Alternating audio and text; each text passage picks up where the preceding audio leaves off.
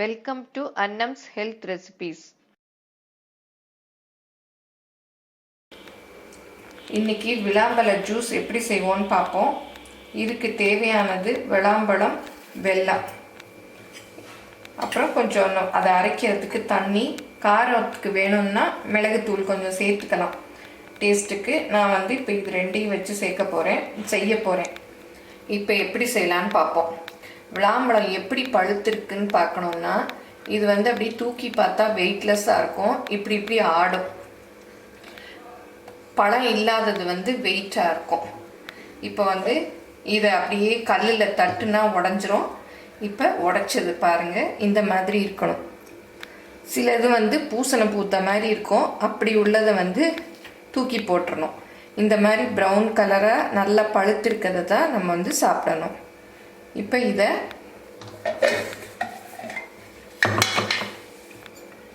ஒரு மிக்சியில் எடுத்து போட்டுக்கணும்.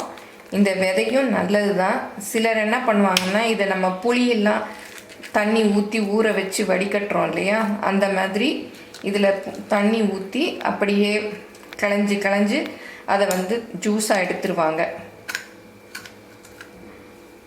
இப்போ இது ஒரு பழம் போட்டிருக்கேன்.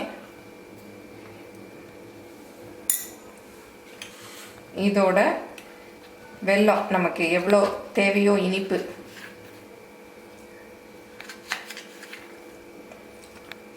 நான் ஒரு 2-3 டீஸ்பூன் அளவுக்கு போடுறேன்.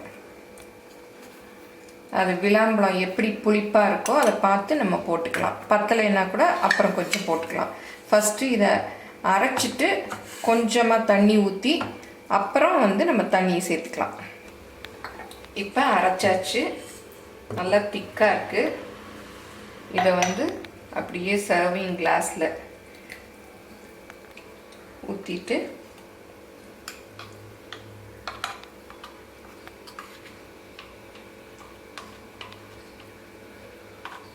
இதில் தண்ணி,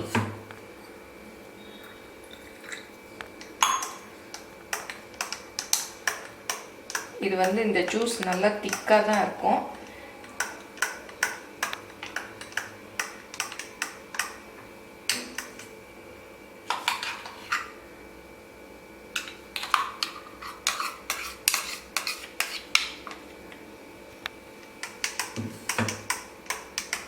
இதை அப்படியே நல்லா மிக்ஸ் பண்ணிக்கணும். இதை நல்லா மிக்ஸ் பண்ணிவிட்டு இதில் ஒரு சிட்டிகை பெப்பர் பவுடர்,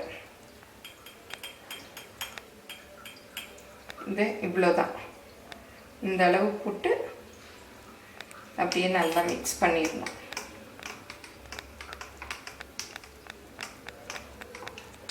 இதில் வாசத்துக்கு வேணும்னா ஏலக்காய் பொடி கொஞ்சம் போட்டுக்கலாம்.